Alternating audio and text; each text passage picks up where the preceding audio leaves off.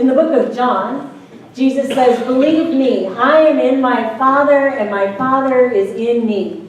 If you can't believe that, believe what you see, these works. The person who trusts me will not only do what I'm doing, but even greater things, because I am on my way to the Father and giving you the same work to do that I've been doing. You can count on it.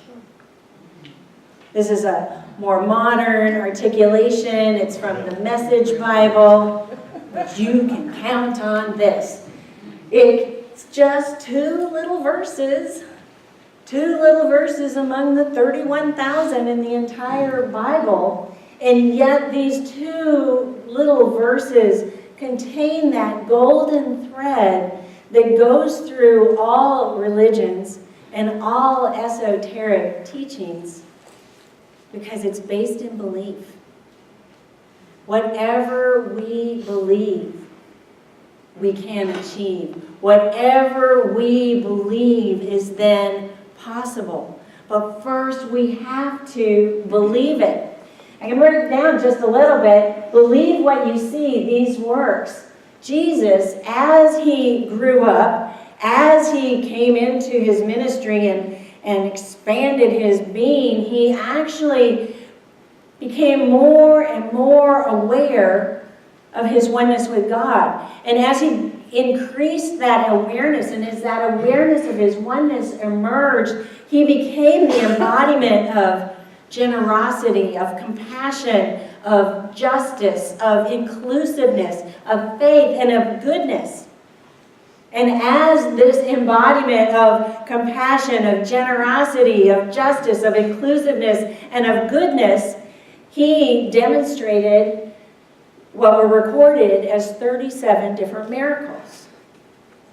Now, when we look around our lives in this present time, there are miracles that are happening all the time. Big miracles, little miracles, ordinary miracles, astonishing miracles. We look at the newspaper or a magazine or get online and we look at a blog or the Huffington Post, or we read a book either on a Kindle or in a real life book, but there's story after magnificent story about miracles occurring in our current time.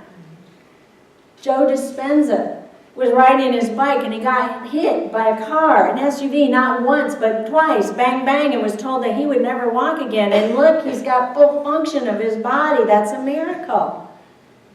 Anthony Robbins left home with nothing but the clothes on his back, without a high school diploma at the age of 17. And in the year 2007, he earned more or less $30 million. That's a miracle. Ordinary people like you and I achieving great things. There are miracles going on around us all the time. We see them and we believe them. We see these works and we believe in these works. The second phrase is trust me. Jesus said, trust me. Trust is not something that's inherent. Trust is not something that comes naturally, like you are born with trust. Trust is something that's built. Trust is something that's a byproduct of a relationship between two people or two parties or two countries. This byproduct happens when we create a track record of keeping agreements. This byproduct of trust happens when we're reliable. And Jesus was one of the most reliable people. He demonstrated time and time again. He manifested time and time again. He raised one person from the dead. He was reliable. He raised another person from the dead. He had healing miracles. He was reliable. He had more healing miracles. He was reliable because he would share some wisdom, and then he would share some more. He would share an instruction through a beatitude, and then he would share some more. He had an exemplary record of reliability, and that built trust.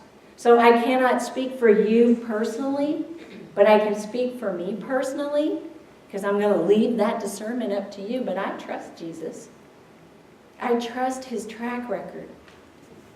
The third thing he says is you can count on it. And that is because Jesus understood the whole process of teacher, student, teacher. He was a master teacher himself, and he knew that a master teacher's work is only complete when that student surpasses the master.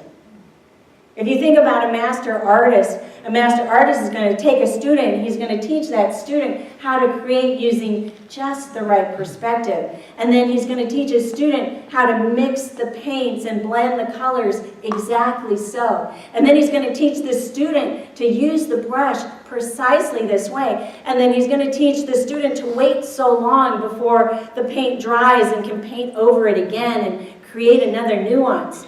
But the master teacher, the master artist's work isn't complete until that student identifies their own style and their own expression and comes into their own way of being. And Jesus understood this as the master teacher. He set out the lessons. You know, being a student is kind of like being a horse, because you can lead a horse to water, but you can't make it drink. Right? So, you know, Jesus understood that, and he's inviting us to become the first step in the process of doing greater things, and that's to become teachable.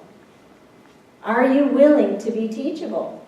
Because some of us think we know it all, and we know it all, and I know it all about some things.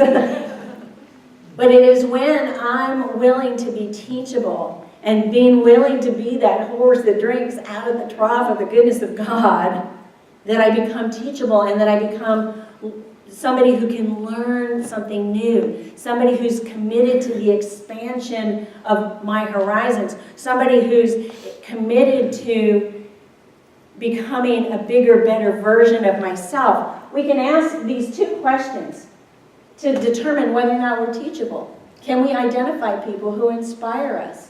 And who do I look up to and hope to emulate?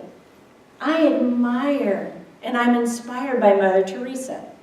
I'm inspired by Gandhi. I'm inspired by my former minister, Sky St. John, and I'm inspired by Rene Perret. I'm inspired by Nikki. When I notice that I hope to emulate these people, these wonderful qualities in these people, I'm teachable. I'm teachable. That's step one. Step two is to know that we are the teachers and that what we do and our way of being actually has an impact on our environment. We actually influence the people that are around us. So we can ask ourselves these questions. Who is watching? Who is watching us? And what are we doing? Whether we're sitting here in the sanctuary, people are watching us. Whether we're driving our car, whether we're at the grocery store, or whether we're at our job, or whether we're busy in retirement, or how we are playing, or how we are walking the dog, people are watching us, and they're learning from us. So step one, we recognize that we're teachable. Step number two, recognizing that we are teachers and what we do and our way of being has an impact on the world. Which leads us to step number three. We have God-given gifts. And the challenge is to identify at least 10 positive qualities in ourselves. Some of us can just sit down with a piece of paper and go boom, boom, boom, boom, boom, and others of us find this difficult. What are my positive qualities? And for this, I invite you to ask another person. And this is how you guys say, I'm doing some introspective work. I'm wondering what it is that's mine to do and how my gifts make a difference in the world. Would you be willing to give me some feedback? And then listen to the feedback that they give you. Because trust me, people see you and they know you.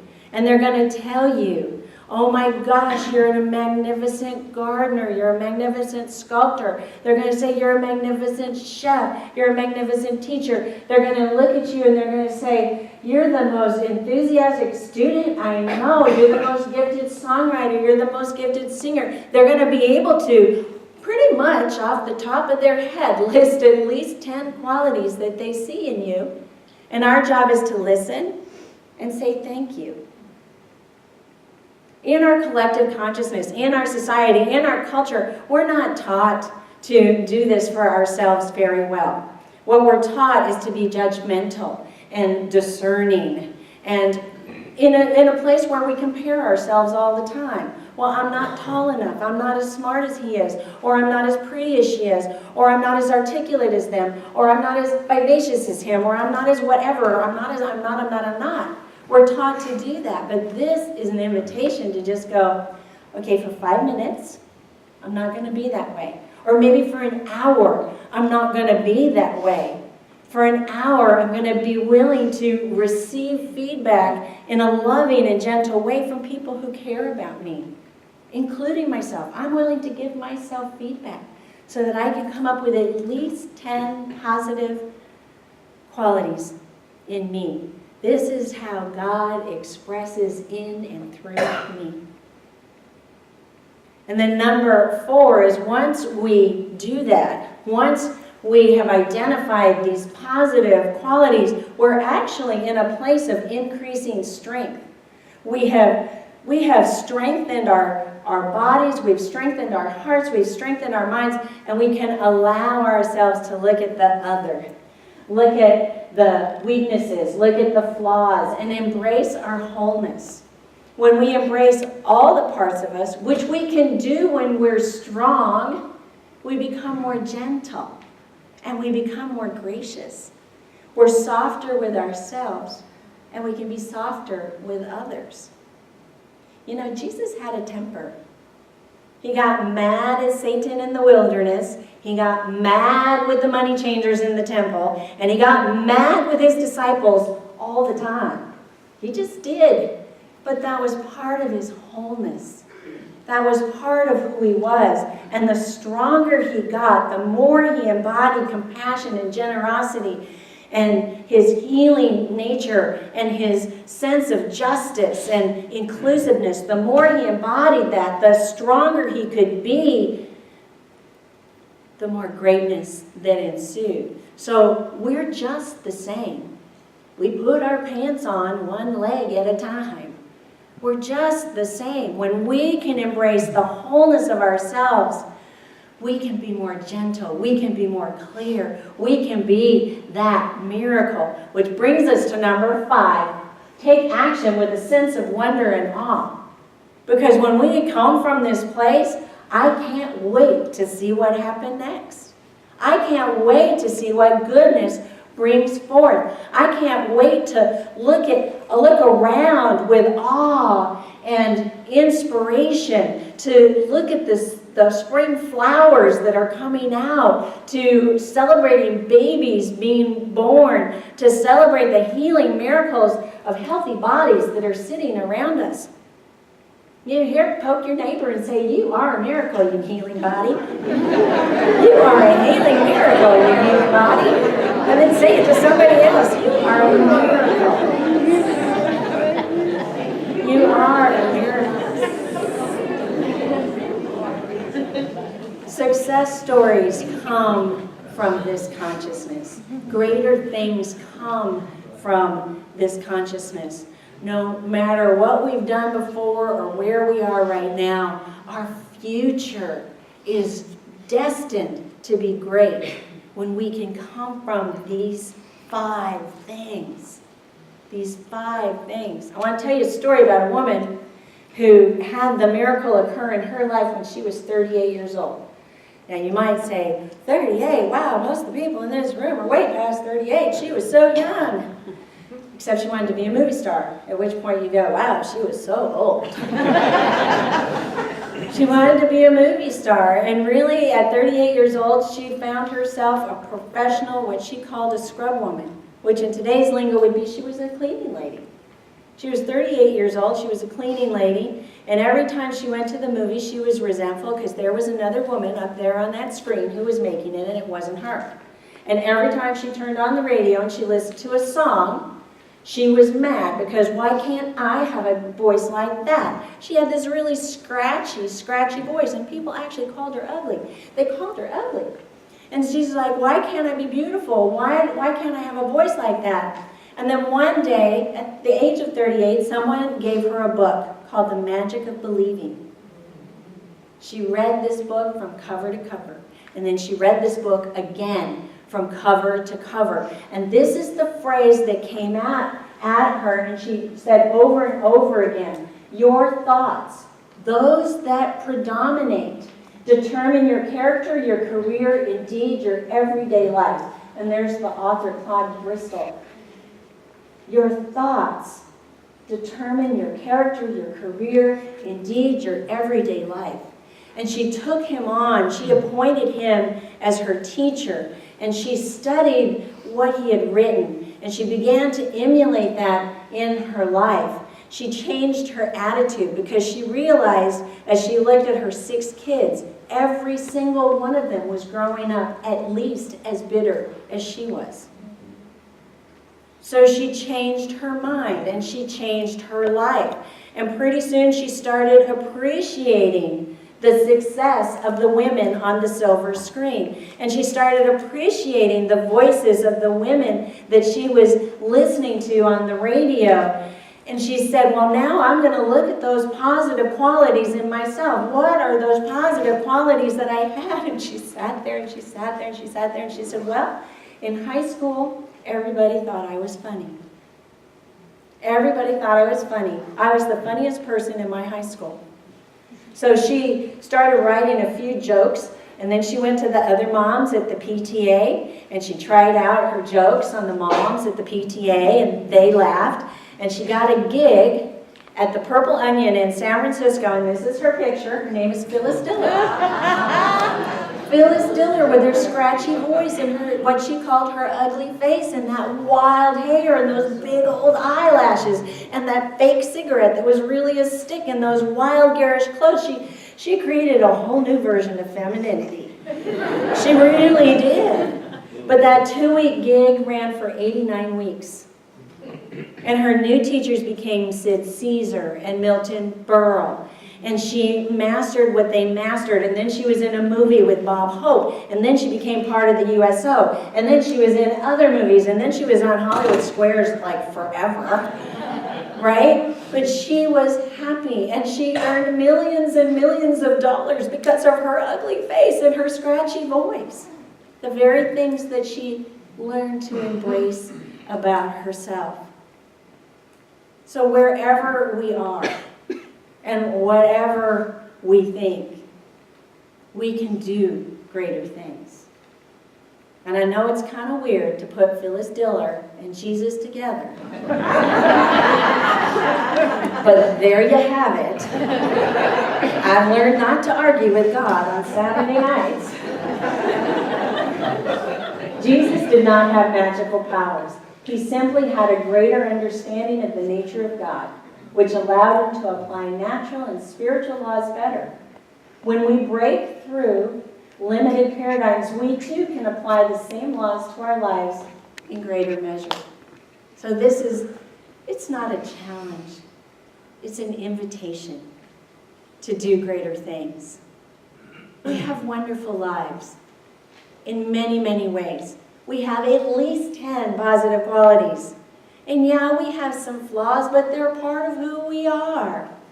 God created us whole and perfect. And God created us to do greater things. You can count on it. Let's sing I Am That I Am as we come into a time of meditation.